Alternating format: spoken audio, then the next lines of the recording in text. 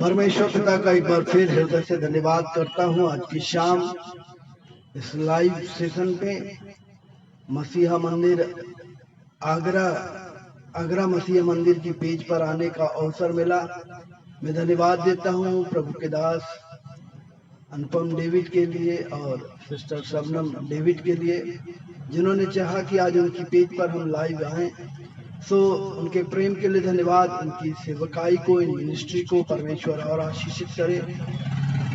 और धन्यवाद देता हूँ तमाम श्रोताओं को जो लगातार मुझे सुनते हैं, लाइक करते हैं और परमेश्वर के वचन को आगे बढ़ाने में बड़ा सहयोग करते हैं, प्रार्थना करते हैं। तो सब बातों में आपको हृदय से धन्यवाद देता हूँ। आइए हम आज की आराधना को आरंभ करें, प्रार्थना में जाएं। हमारे सृष्टिकर्ता स्वर्गीय पिता परमेश्वर, हम अपने उद्धारकर्ता प्रभु यीशु मसीह के नाम से आपके चरणों में आते हैं। हम आपको हृदय से धन्यवाद देते हैं परमेश्वर। आज की शाम इस लाइव सेशन में प्रभु परमेश्वर को हमारी अगुवाई कर विशेषकर धन्यवाद देता हूँ तेरे दासों के लिए प्रभु, जो तेरी सेवा करते हैं, फेसबुक के माध्यम से, इंटरनेट के माध्यम से, यूट्यूब के माध्यम से तेरे वचन को फैलाते हैं। हम आपका धन्यवाद करते हैं प्रभु कि आप हमें इस्तेमाल करते हैं। प्रभु आपका नाम महिमा पाने पाए। जितने लोग लाइव जुड़ते हैं, बाद में सुनते हैं, आज के वचन के द्वारा सभी को आशीष दें और पिता परमेश्वर हर एक का जीवन तेरी महिमा का कारण बने। प्रार्थना यीशु मसीह के नाम से मांगते हैं, आमीन।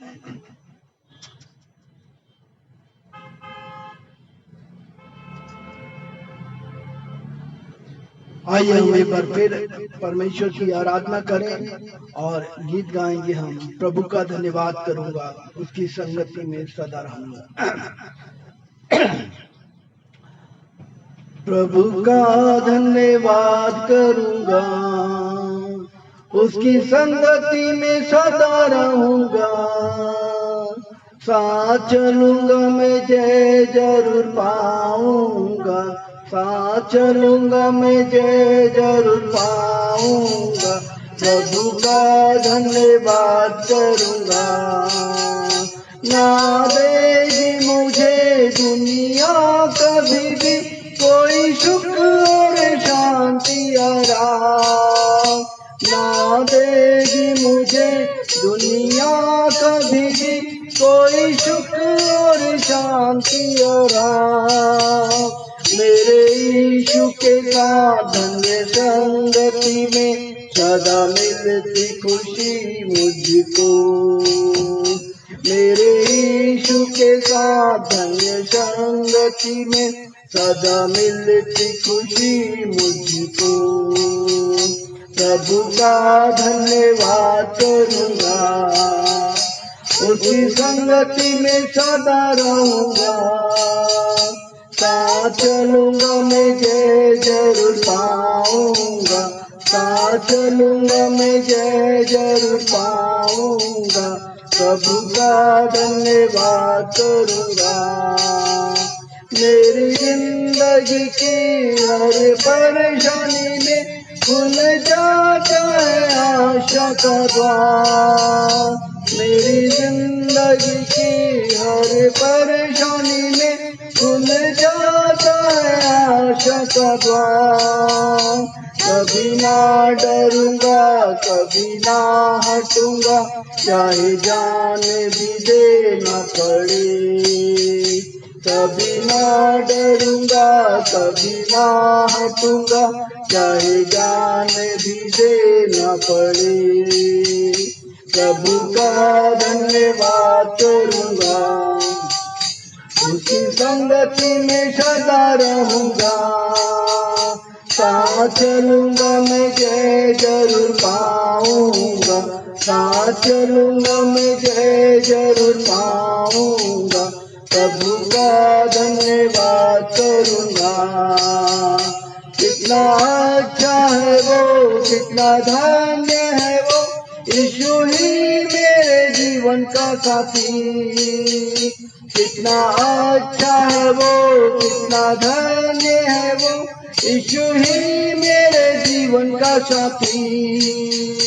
मेरी जरूरतों को पूरी करता है वो, कोई घटी नहीं मुझको। मेरी जरूरतों को पूरी करता है वो, कोई घटी नहीं मुझको। प्रभु का धन्यवाद करूंगा, उसकी संगति में सदा रहूंगा। साथ चलूंगा मैं जय जरूर पाऊंगा, साथ चलूंगा मैं जय जरूर पाऊंगा। प्रभु का धन्यवाद करूंगा। मेरी आयु के दिन पग पग में सदा तेरी सेवा को पूरी करूंगा।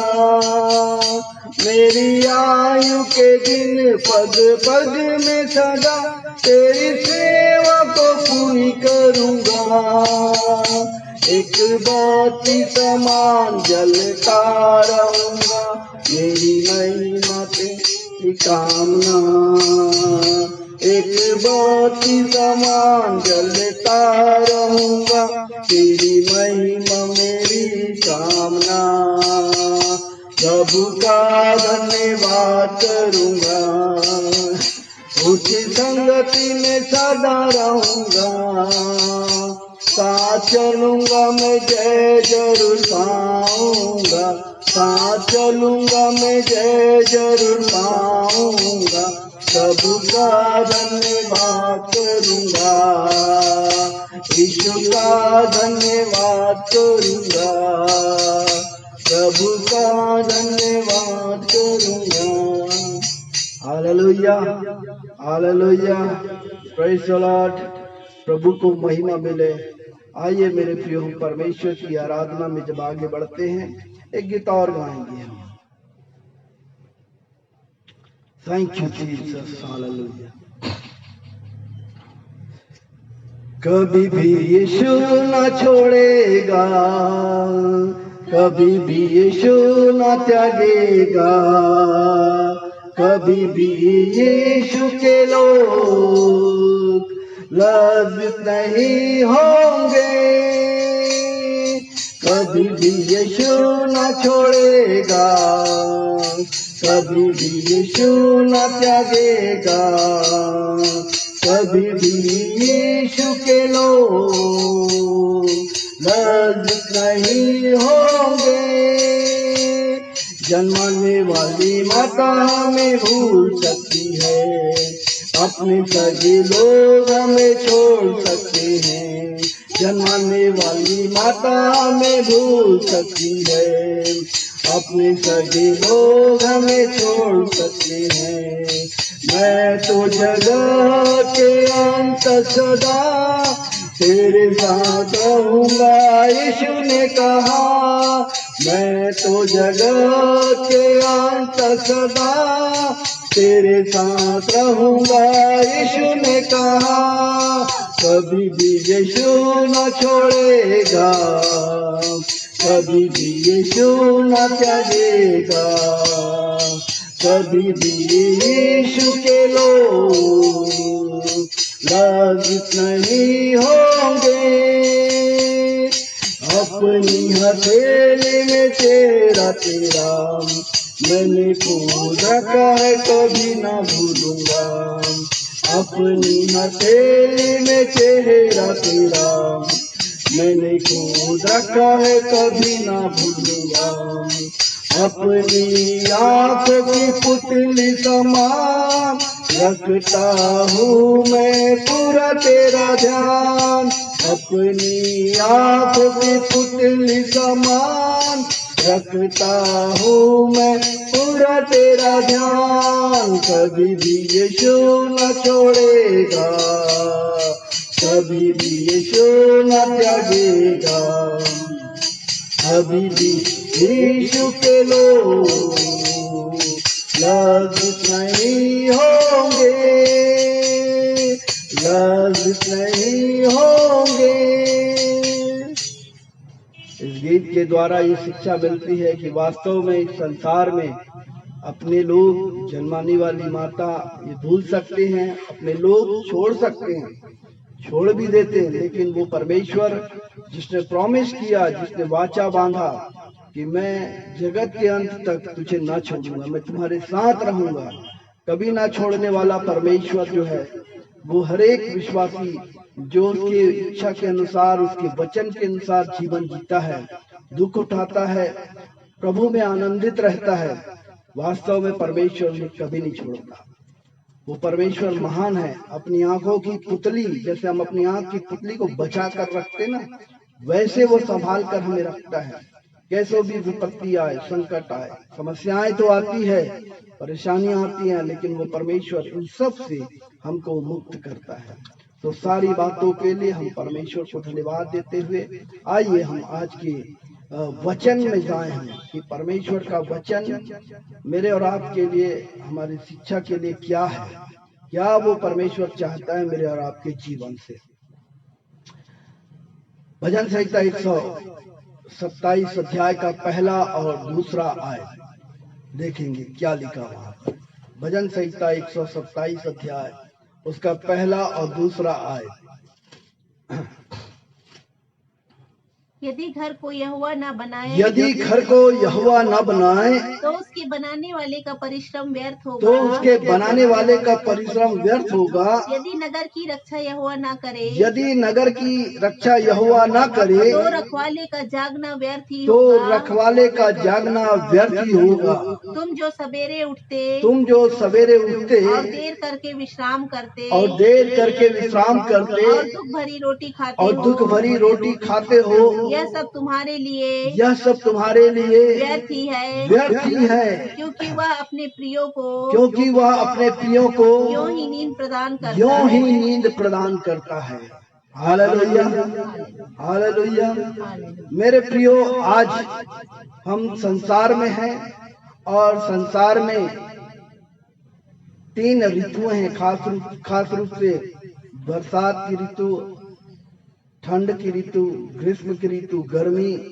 ये सभी मौसम जो है हमारे लिए घातक होते हैं, लेकिन समय के साथ साथ ये हमारे लिए लाभदायक भी होते हैं। यदि हमारे पास घर ना हो तो खुले आसमान के नीचे हम रह नहीं सकते, इसके लिए जरूरत पड़ती है घर की।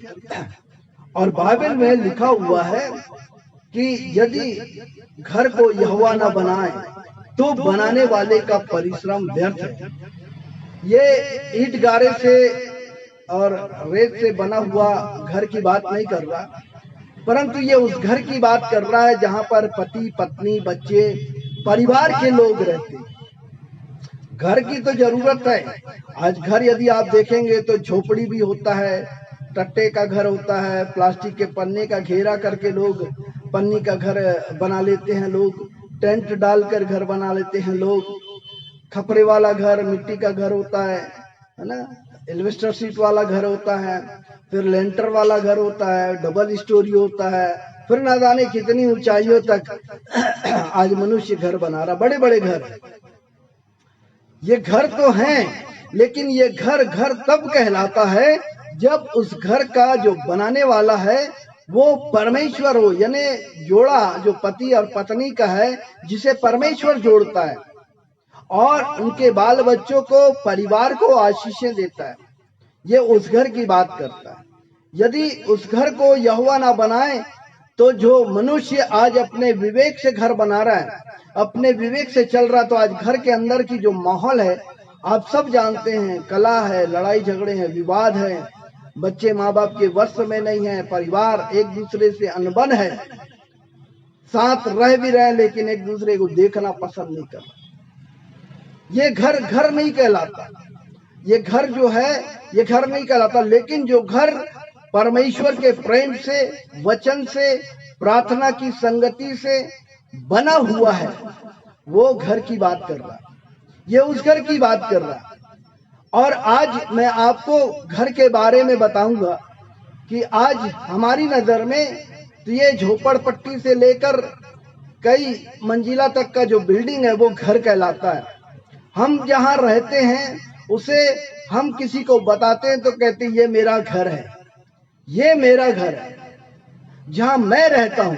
लेकिन बाइबल क्या बताती जरा उसको ध्यान से सुनेंगे, इस घर के बारे में जरा सुनेंगे।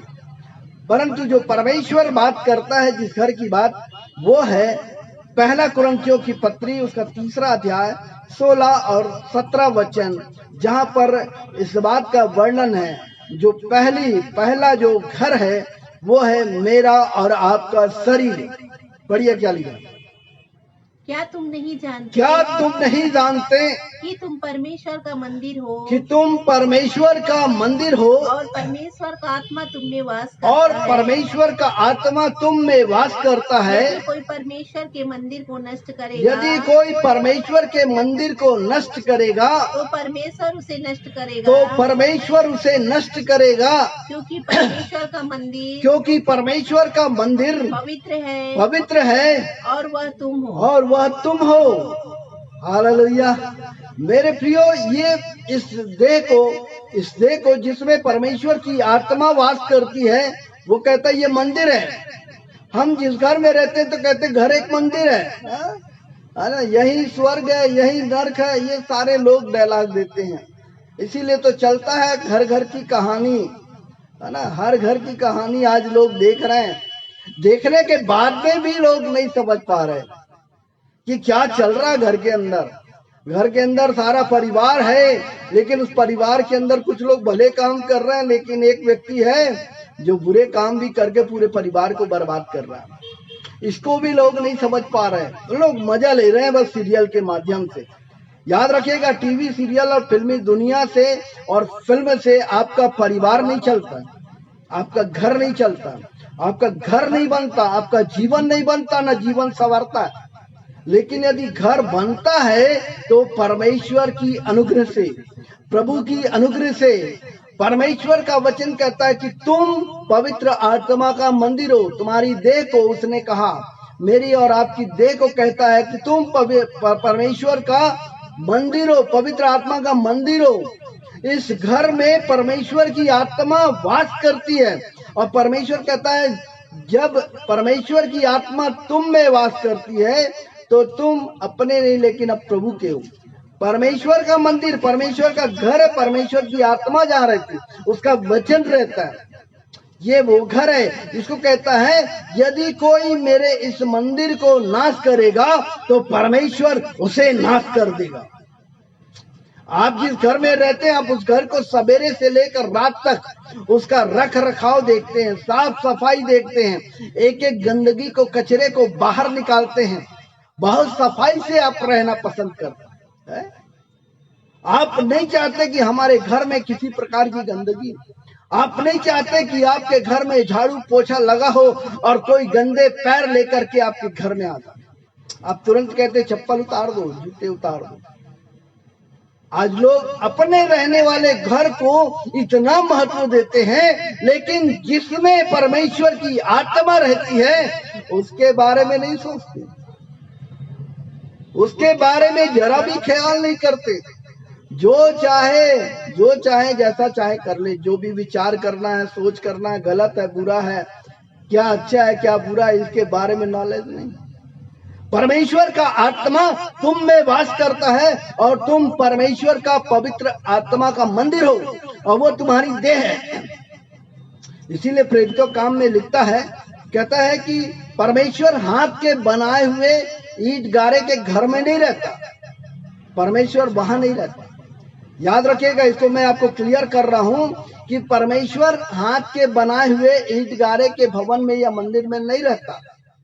आप जब चर्च में जाकर आराधना करते हैं ना, तो वो इकट्ठा होने का स्थान है। और वहां पर जब इकट्ठा होते हैं तो बाइबल में लिखा, प्रभु यीशु मसीह ने कहा, जहां 2 या 3 लोग मेरे नाम से इकट्ठे होते हैं, मैं उनके बीच में होता हूं। वो उसकी उपस्थित होने का स्थान है। वहां पर प्रभु आता है, चाहे आप घर में हो, चाहे आप चर्च में हो, चाहे आप नदी के किनारे हो, चाहे पेड़ के नीचे हो। वहां इकट्ठा होना मौसम से बचने के लिए है। ज्यादा पब्लिक आती है तो छोटे घरों में नहीं हो सकता, इसलिए एक हॉल बनाया जाता है जिसे चर्च कहा जाता है, जिसे मंदिर कहा जाता है। वहां परमेश्वर रहता नहीं है, रहता तो आपकी पवित्र आत्मा का जो मंदिर है वो आपका देह है, मेरा और आपका देह परमेश्वर का मंदिर है। इस देह की दशा देखिए, इस देह की क्या दशा है, इस देह के बारे में कभी आपने नहीं सोचा। इस देह की दशा को देखिए। रोमियो की पत्री उसका पहला अध्याय उसका 28 वचन। रोमियो की पत्री उसका पहला अध्याय 28 वचन। इसके बाद आएंगे हम वापस उस वचन पर।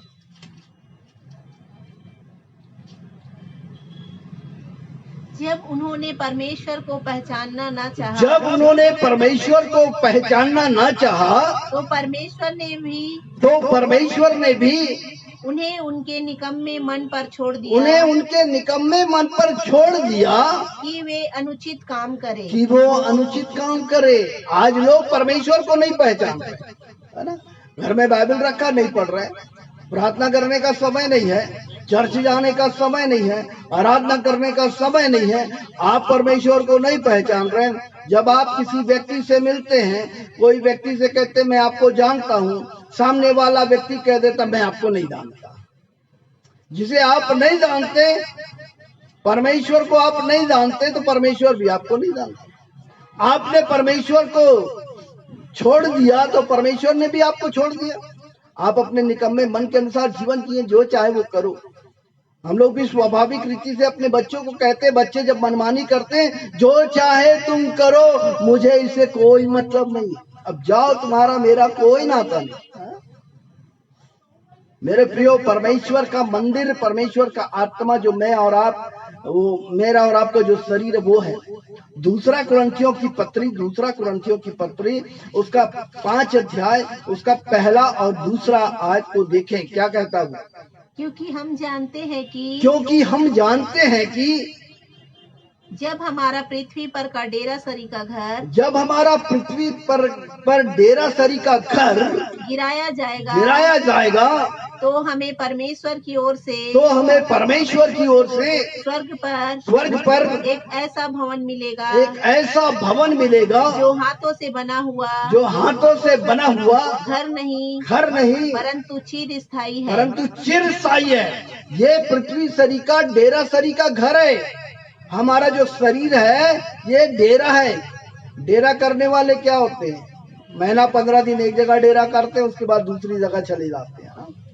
आज हम इस संसार में हैं, कल ये डेरा सरी का घर गिराया जाएगा, यानी मृत्यु तो आएगी, है ना। हमको इसको छोड़ के जाना है, ये डेरा सरी का घर गिराया जाएगा, तो स्वर्ग में एक ऐसा भवन मिलेगा, एक ऐसा घर मिलेगा जो चिरस्थायी होगा, जो कभी नष्ट नहीं होगा, जो कभी समाप्त नहीं होगा।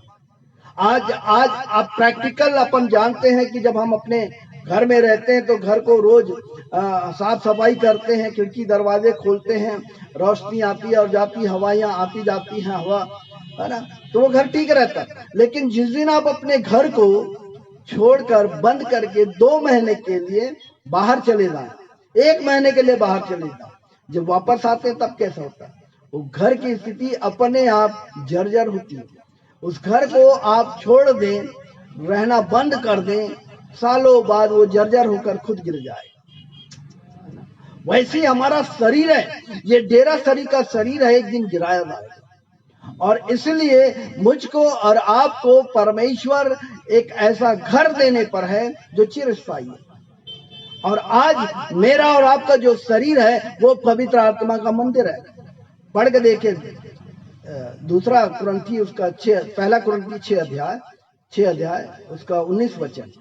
क्या तुम नहीं जानते कि तुम्हारी देह पवित्र आत्मा का मंदिर है, जो तुम में बसा हुआ है, और तुम्हें परमेश्वर की ओर से मिला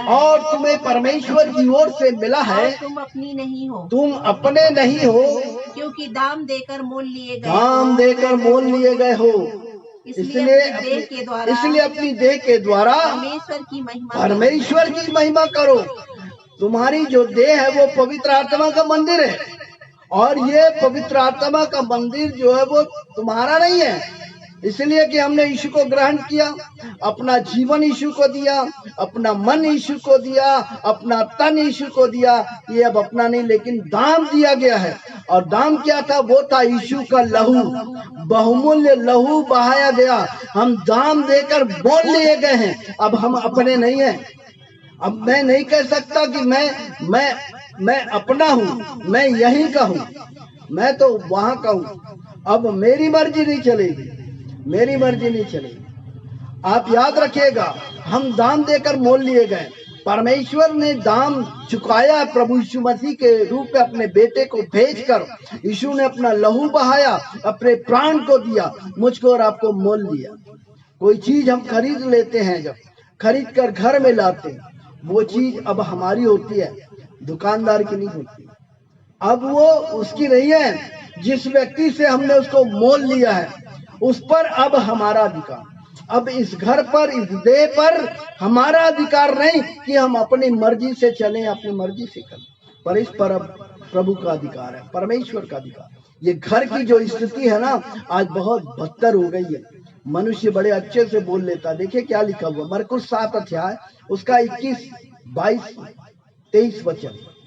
क्योंकि भीतर से अर्थात मनुष्य के मन से बुरे बुरे विचार, व्यभिचार, चोरी, हत्या, परस्त्री गमन, लोभ, दुष्टता, छल, लुचपन, कुदृष्टि, निंदा, अभिमान और मूर्खता निकलती है। ये सब बुरी बातें भीतर से निकलती है और मनुष्य को अशुद्ध करती है। आप अपने मन में जरा झांक के देखें ना, क्या भरा हुआ है। कई लोग बोले मेरे मन में छल नहीं है, मेरे मन में किसी के लिए कपट नहीं है, जलन नहीं है, ये तमाम बात करते हैं। लेकिन जब हरकत करता है ना व्यक्ति, तब दिखाई देता है। जैसे व्यक्ति गाली बकता है ना, तो गाली कोई बाहर से पिया हुआ खाया हुआ चीज तो नहीं है, जो अंदर भरा था वो बाहर आया है ना, पता चलता। इसीलिए अब निकाल कितना जहर भरा है ना। कड़वी बातें, डाह, ईर्ष्या, जलन, व्यभिचार, चोरी, हत्या, परस्त्री गमन, ये सारी बातें भरी है। इसीलिए तो आज संसार में दिख रहा ना, कैसे कैसे कांड हो रहे हैं, कैसे कैसे केसेस हो रहे हैं, है ना। वो चीज जो मनुष्य के अंदर भरा, वो बाहर निकलता है मुंह से। आपके घर के अंदर जो कचरा और गंदगी भरा ना, वो बाहर निकलता है आपके द्वार से, दरवाजे से, जो रास्ता है अंदर जाने आने का, है ना। वो रास्ते से कचरा निकलता तो दिखाई देता कि हाँ, इस घर के अंदर कचरा था।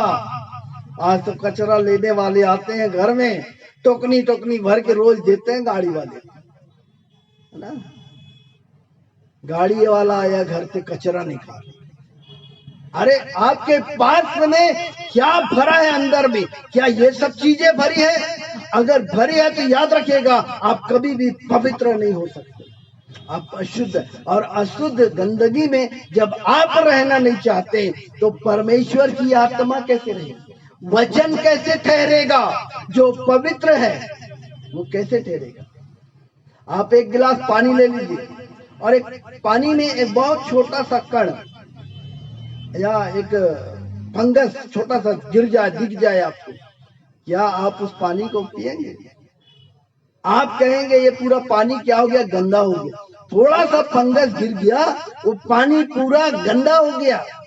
आप उसको नहीं पिएंगे, क्योंकि आपका शरीर बड़ा कीमती है। आप बीमार ना पड़े, आप अस्वस्थ ना हो जाए, आपको इन्फेक्शन ना हो जाए, इसलिए आप पानी बदल देते।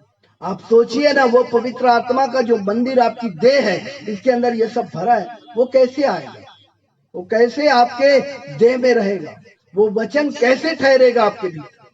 इसीलिए जरूरी है मेरे प्रियो कि मैं और आप अपने घर की साफ सफाई जैसे करते ना, अपने हृदय का, अपने जीवन का भी साफ सफाई करें। दाऊद कहता है कि मैंने तेरे वचन को अपने हृदय में रख छोड़ा है कि तेरे विरुद्ध पाप न करूं। वचन को रखिए ना, आप देखिए सब चीज बदल जाएगा। दूसरा जो घर है इस संसार में, जब हम रहते हैं तो मेन जो हमारा शरीर है पहले, दूसरा जो है वो जिस घर में मैं और आप रहते हैं, परिवार रहता है, वो दूसरा घर है। नीति वचन 14 अध्याय उसका पहला आयत को देखें।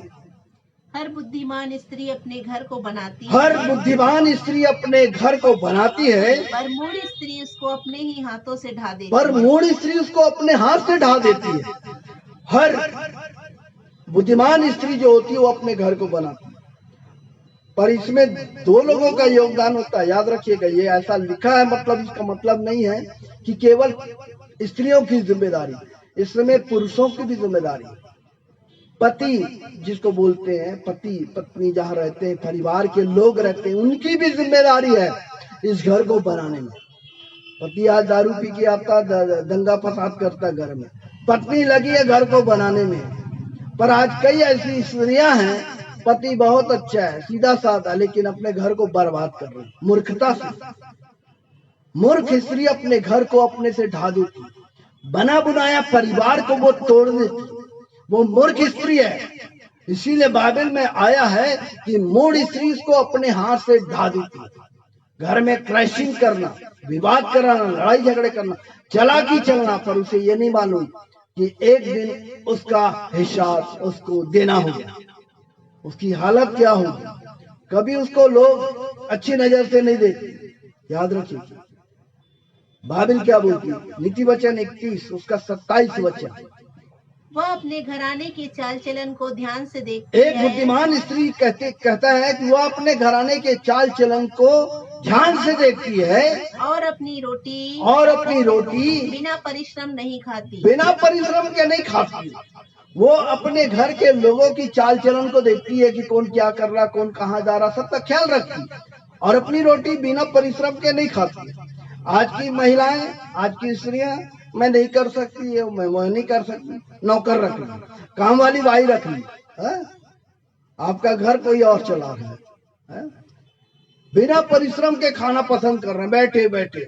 इसीलिए तो नाना प्रकार की बीमारियां घेर रही है लोगों को। अगर वर्क करते रहोगे, पुरुष अपना काम करे, स्त्री अपना काम करे, देखिए फिर दोनों स्वस्थ भी रहेंगे, परिवार भी स्वस्थ रहेगा। बुद्धिमान स्त्री जो है वो अपने घर को बनाती है, ध्यान से देखती है, और क्या करती है, उन सब को संभालने का काम करती है। खिलाने पिलाने से लेकर सोने तक वो ध्यान रखती है, रात रात तक जगती है। बच्चे घर नहीं आए, फलाना घर नहीं आया, वो घर नहीं आया, सब। तो ये बुद्धिमान स्त्री का काम है। और मूढ़ स्त्री को कोई मतलब नहीं इस बात से कोई मतलब नहीं, कौन आ रहा, कौन जा रहा, कौन खा रहा, कौन नहीं पी रहा, कौन पहन रहा, ओढ़ रहा, नहीं, कोई मतलब नहीं। उसको केवल अपने काम से मतलब है। घर का काम नौकरानी करे, आप नहीं कर सकते, पैसे ज्यादा होंगे। इसीलिए अय्यूब उसका 1 अध्याय देखिए क्या लिखा। अय्यूब 1 अध्याय 4 और 5 वचन। उसके बेटे बारी बारी से एक दूसरे के घर वे खाने पीने को जाया करते थे और अपनी तीनों बहनों को अपने संग खाने पीने के लिए बुलवा भेजते थे। ध्यान दीजिए यहाँ पर, और क्या लिखा है, जब जब भोज का दिन पूरे हो जाते तब अय्यूब उन्हें बुलवाकर पवित्र करता और बड़े भोर को उठकर उनकी गिनती के अनुसार होम बलि चढ़ाता करता था, क्योंकि अय्यूब सोचता था कदाचित मेरे लड़कों ने पाप करके परमेश्वर को छोड़ दिया हो। इसी रीति से अय्यूब सदैव किया करता था। घर ऐसे बनता है। आपका घर जो है ना, वो घर को बुद्धिमान स्त्री बनाती है, तो साथ साथ एक पुरुष भी। लिखा है कि अय्यूब ने अपने बच्चों का लालन पालन किया, अपने अपने घर में शादी ब्याह होके सब टिक गए, है ना। लिखा है कि भाई लोग इकट्ठे होते थे बारी बारी से, और जब जब जौनार का दिन आता करीब आता था तो वो अपनी बहनों को भी बुला ले। आज तो हम उसको बुलाएंगे, उसको नहीं बुलाएंगे, फिर हम कहते वो मुझको नहीं बुलाया, मैं क्यों बुलाऊं? ये मतभेद बना हुआ, ये इसलिए हुआ कि मूर्ख स्त्री ने क्या किया, उस घर को बिगाड़ दिया, उस घर की दशा को बिगाड़ दिया। आज इसीलिए ये सब चल रहा है। और लिखा है कि जब जब ये दिन पूरे हो जाते थे, अय्यूब अपने बच्चों की गिनती के अनुसार होम बलि किया करते, ध्यान देता था कि कदाचित मेरे बच्चे पाप करके परमेश्वर को छोड़ तो नहीं दिया। आज माँ बाप इसका ध्यान नहीं देते, आज पिता का ध्यान इस तरफ नहीं है। आपका काम है, आप बच्चों को बार बार बोलिए, बार बार सिखाइए, समझाइए, बोलिए कि बेटा ये मत करो, वो मत करो, वो मत करो। नहीं, आज तो पिता अपने रास्ते में है, माता अपनी रास्ते में, तो घर कैसे चलेगा, घर कैसे बनेगा? तो बुद्धिमानी से हमको घर बनाना, तो परिवार की ये स्थिति हो कि अपने बच्चों का ध्यान रखिए। व्यवस्था विवरण 6 अध्याय 7 से देखिए क्या लिखा है। और तूने अपने बाल बच्चों को समझा कर सिखाया करना, और घर में बैठे मार्ग पर चलते लेटते उठते इनकी चर्चा किया करना, और उन्हें अपने उनके हाथ पर चिन्ह के रूप में बांधना, और ये तेरी आंखों के बीच टीके का काम दे, और उन्हें अपने अपने घर के चौखट के बाजुओं और अपने फाटकों पर लिखना। क्या बोल रहा परमेश्वर का वचन? जिसमें परिवार रहता है, जहाँ हमारा घर है, जहाँ हम रहते, वो घर के बारे में, वो घर कैसा होना चाहिए कि घर के अंदर का माहौल बच्चों को चलते फिरते, उठते, लेटते, बैठते हर समय ये वचन सिखाया करना, और घर के चौखटों पर और घर के अंदर में परमेश्वर का वचन होना चाहिए। आज तो वचन नहीं दिखाई देता, दुनिया की तमाम हीरो हीरोइन की तस्वीरें, सिनरी सब दिखाई देता है। वचन आज लोगों के घर ले जा कर पहुंचाया जा रहा है, दिया जा रहा, कहते नहीं हम नहीं लेंगे, क्यों? कीला नहीं ठोक सकते। अरे ये घर तो छूट जाएगा भाई, इस घर को कितना जतोगे? और यहाँ जो कील ठोक रहे हो आप पाप कर करके, उसके सीने में कील ठोक रहे हैं। आज हम लोग प्रभु यीशु मसीह को बार बार क्रूस पर चढ़ा रहे हैं, उसको कील ठोक रहे हैं। सोचिए ना कितना दुखद है। लेकिन लोग कहते हैं कि नहीं, हमारे घर में जगह भी नहीं है, बोलते हैं, है ना, एक तो कीला ठोकने की जगह तो है भरपूर, लेकिन दूसरी चीज को हम हटा नहीं सकते। बाइबल कहती है घर के चौखट पर, द्वार पर लिखता वचन लिखना। आज तो जब किसी घर में हम जाते हैं, कई घरों में लिखा रहता बाहर में, कुत्तों से सावधान। एक घर में गए, बेल बजाए, एक ऊंचे पूरे व्यक्ति निकले, तो जो बेल बज रहा था वो भौंकने का आवाज था, कुत्ते की आवाज में आवाज आ रहा था। तो जैसी दरवाजा खुला तो एक ऊंचे पूरे आदमी आए, बोले क्या है? अरे बाप रे, हमने देखा अरे कॉल बेल क्या बज रहा आपके यहाँ? बोले वो हमारे यहाँ चोरियां बहुत होती थी ना, इसलिए हमने कॉल बेल ऐसे लगा। अरे आपको तो देख के कोई भी नहीं आएगा यहाँ। तो लोगों ने अपने घर के बाहर लगा तो दिया है, कुत्तों से सावधान। आज ऐसे बहुत से लोग हैं जो अपने घर के माहौल को ऐसा बना दिए हैं कि उनके घर में जाने से पहले आदमी 4 बार सोचता है। क्यों? क्योंकि सब सेपरेट हो गए, अपने काम से मतलब, अपने पत्नी बच्चों से मतलब, दुनिया से कोई मतलब, आज सुसमाचार फैलाने से कोई मतलब नहीं है, दूसरों का घर बनाने से कोई मतलब, दूसरों का घर क्या, अपना घर खुद तोड़ने की फुर्सत नहीं है। लोग लगे हैं घर टूट जाए, हम सेपरेट हो जाए, सब चीज। ज्वाइंट फैमिली आज खत्म हो गई। हम लोग जब बचपन में थे तो हम लोग देखते थे ज्वाइंट फैमिली रहती, बगल में दादा दादी है, नाना नानी लोग हैं, काका लोग हैं, परिवार के लोग आ रहे, जा रहे, मिल रहे हैं ना। आज तो हैं, थोड़ी दूरी में भी आते, एक दूसरे के घर जाते ही नहीं, मुलाकात ही नहीं करते। आज ये स्थिति आ गई। बाइबल क्या बोलती है? भजन संहिता 128 1 से 3। जब आपका घर परमेश्वर का उपस्थिति का वचन पढ़ने का प्रार्थना का घर बन जाएगा तो क्या होगा? क्या ही धन्य है, क्या ही धन्य है हर एक जो यहोवा का भय मानता है, यहोवा का भय मानता है और उसके मार्ग पर चलता है, और उसके मार्ग पर चलता है। तू अपनी कमाई को निश्चय खाने पाएगा, धन्य होगा, तू धन्य होगा और तेरा भला ही होगा, तेरे घर के भीतर तेरी स्त्री फलवंत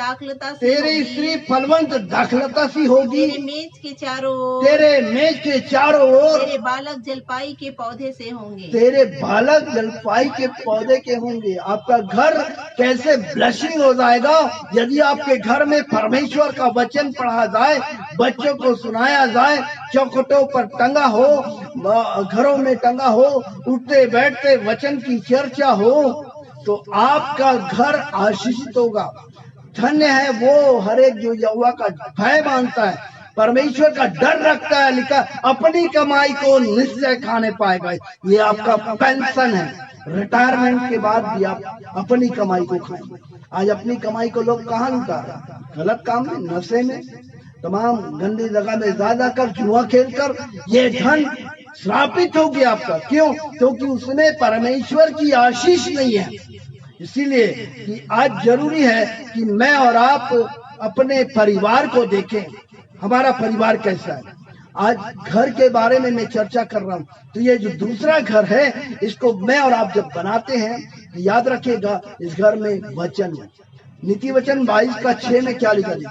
लड़के को उसी मार्ग की शिक्षा दे, लड़के को, चाहे वो लड़की हो चाहे लड़का हो, उसी मार्ग की शिक्षा दे जिसमें उसको चलना चाहिए, और वह बुढ़ापे में भी उससे ना हटेगा।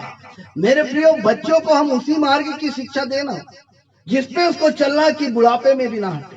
पौलुस कहता अपने बच्चों का लालन पालन मसीह यीशु के वचन की शिक्षा देकर किया करो। आज तो वो चीज हट गई। आज केवल टेलीविजन और मोबाइल यही सब चल रहा है। कहाँ बच्चों का लालन पालन हो रहा है? जैसे माहौल है, जैसे घर का माहौल है, वैसे बच्चे निकले, क्योंकि घर का माहौल और बाहर का माहौल और भी बेकार हो गया। बच्चे घर में भी रहते हैं तो वही सब चीज, खुना खच्चर, टीवी सीरियल और ये वो तमाम बातें।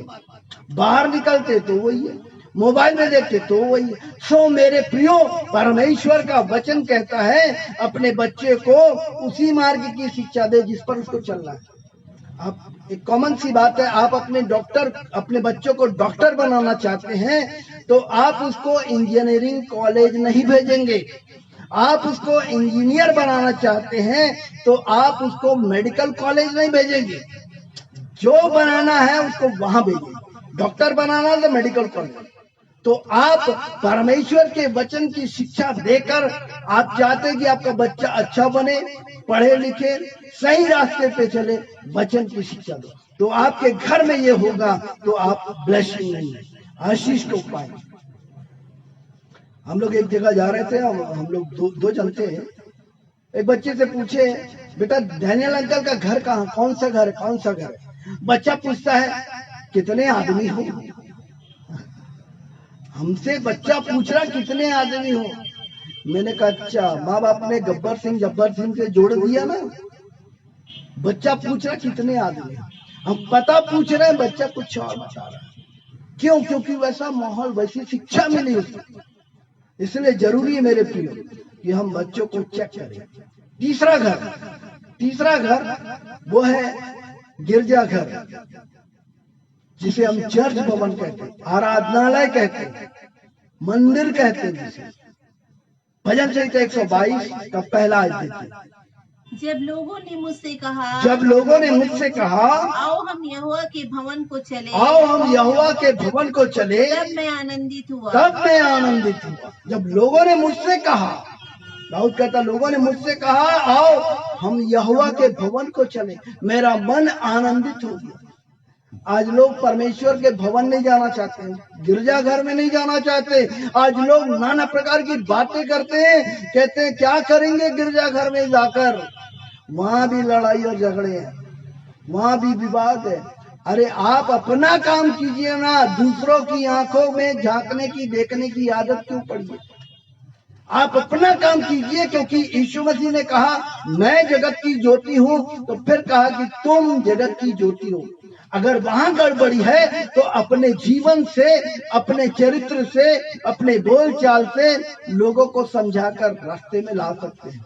गिरजाघर, आज संडे का दिन आ गया, लोग कहते हॉलीडे है, छुट्टी है, पिकनिक जाएंगे, पार्टी मनाएंगे, घरों में रहेंगे, फिल्म देखेंगे, आराम करेंगे, रेस्ट करेंगे। एक ही दिन तो मिलता है, एक ही दिन तो मिलता है हमको, एक ही दिन तो मिलता है हमें, वो भी दिन, अरे एक ही दिन तो मिलता है, 2 घंटे का टाइम है, 2 घंटे के बाद बाकी समय आपका है। आराधना करने जाए, कहता है जब लोगों ने मुझसे कहा आओ हम यहोवा के भवन को चलें। नहीं तो आज लोग कितने बहाने बनाते हैं, चर्च ना जाने कई बहाने, क्या करें, टाइम नहीं मिला, फुर्सत नहीं, काम बहुत है, बिजी है बहुत, बाहर जाना था, ऐसा हो गया, वैसा, तमाम बातें। लेकिन अगर बीमार पड़ गए तब पहले से नोटिस चला जाता है, मेरे लिए प्रार्थना करिएगा चर्च में। चर्च में प्रार्थना होगी तो परमेश्वर सुन लेगा।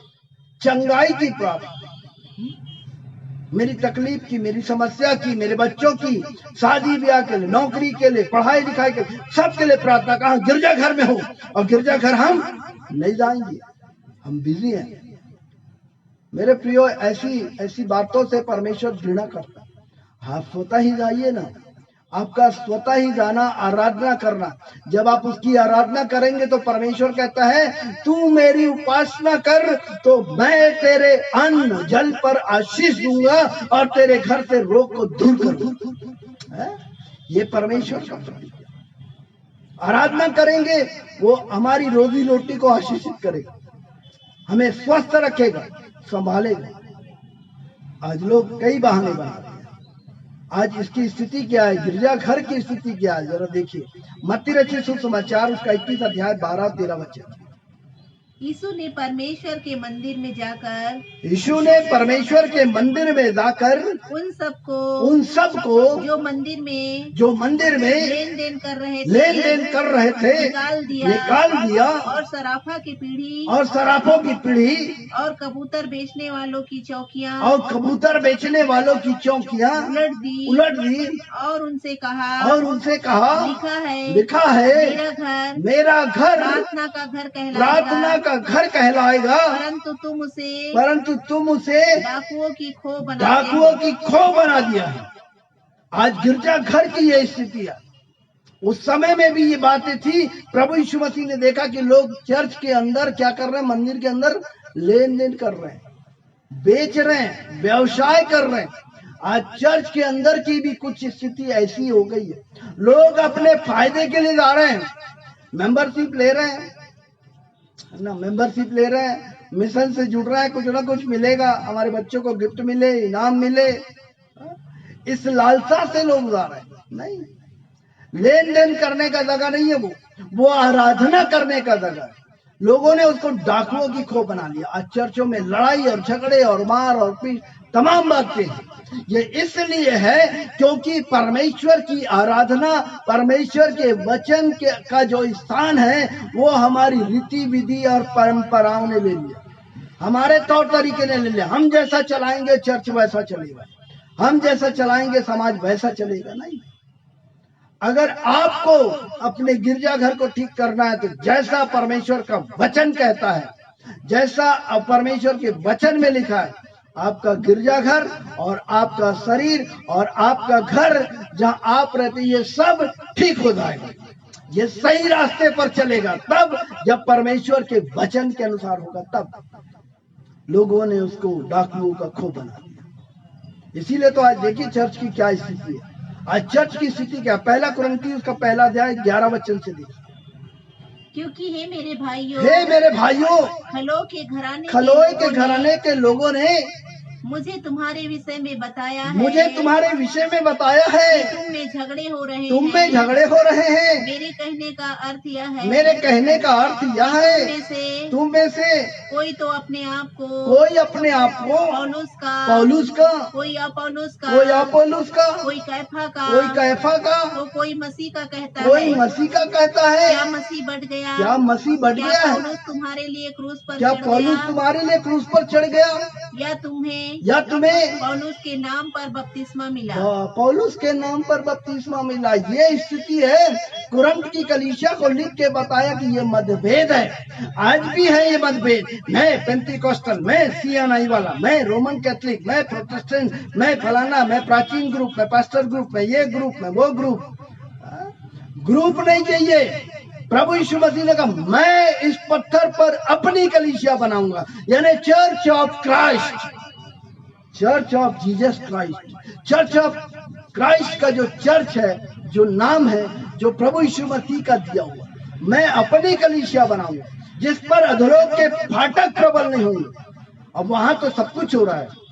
एक चर्च में एक पास्टर गया, उसने देखा बहुत अच्छा आराधना हुआ, बहुत अच्छा वर्शिप हुआ, संदेश हुआ, सब कुछ हुआ, चर्च समाप्त हुआ, चर्च के अंदर झगड़े हो गए, चर्च के अंदर ही झगड़े हो गए।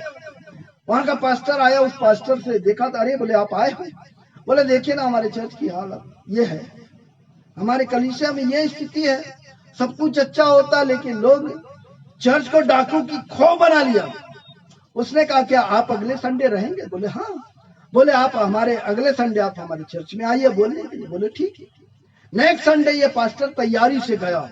जब गया तो क्या देखा, चर्च के बाहर पेड़ के नीचे शैतान सो रहा था, शैतान आराम कर रहा, शैतान सो रहा था।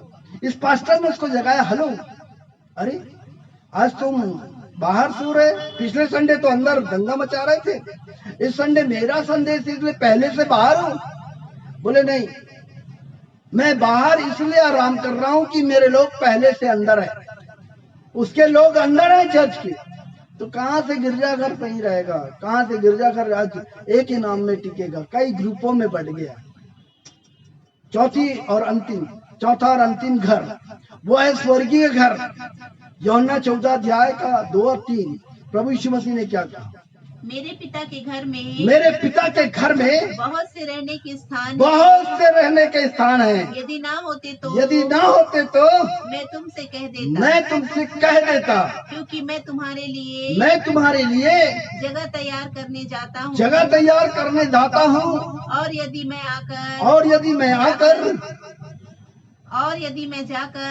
मैं जाकर तुम्हारे लिए जगह तैयार करूं, तो फिर आकर तुम्हें अपने यहाँ ले जाऊंगा, कि जहाँ मैं रहूं वहाँ तुम भी रहो। आज भाई बहन पसंद नहीं कर रहे, मैं नहीं रह सकता इसके साथ, बंटवारा कर दो अलग अलग। लेकिन वो ऐसा परमेश्वर है, वो ऐसा प्रभु है, वो कहता है कि न केवल मैं तुमसे प्यार करता हूँ, लेकिन एक ऐसा घर जो तुम्हारे लिए स्वर्ग में बना होगा, चिरस्थायी होगा, जहाँ मैं रहता हूँ वहाँ तुम भी रहो। ये चौथा घर है मेरे प्रिय। इन चौथे घर को मैं और आपने डाकू की खो बना दिया, लेकिन वो प्रभु कहता है कि मैं जहाँ रहता हूँ, ये चौथा घर स्वर्ग का घर है, जहाँ हमको जाकर रहना, अनंत काल का जीवन, अनंत काल हम बिताएंगे। दूसरा पहला पत्रस उसका 2 अध्याय 5 वचन देखिए क्या, तुम भी आप जीवते पत्थरों के समान आत्मिक घर बनते जाते हो, जिससे याजकों का पवित्र समाज बनकर ऐसे आत्मिक बलिदान चढ़ाओ, जो यीशु मसीह के द्वारा परमेश्वर को ग्रहण हो। तुम भी क्या बनो? आत्मिक घर। एक ऐसा घर बनो कि मैं और आप हम एक दूसरे से मिल कर, है ना।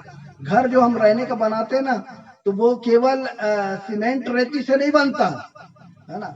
एक ईटा नीचे रखाता है, अगर वो नीचे वाला ईटा बोल दे कि मेरे ऊपर कोई नहीं आना चाहिए, तो घर नहीं बन सकता। नीचे वाला के ऊपर एक दूसरे को ऐसे लेयर चढ़ाते चले जाते, ईटे के ऊपर ईटा रखते, रद्दा रखते चले जाते। आज हम एक दूसरे का भार नहीं उठाना चाहते, ईंटा एक दूसरे का भार उठाता है, तब जाकर घर बनता है। तो मुझको और आपको तैयार होना है, तो वहां के लिए एक ऐसे आत्मिक घर बनते जाए। मुख्य बात, ये जो 3 घर है ना, ये 3 घर को सुरक्षित कैसे करें? आपका ये 3 घर कैसे सुरक्षित होगा?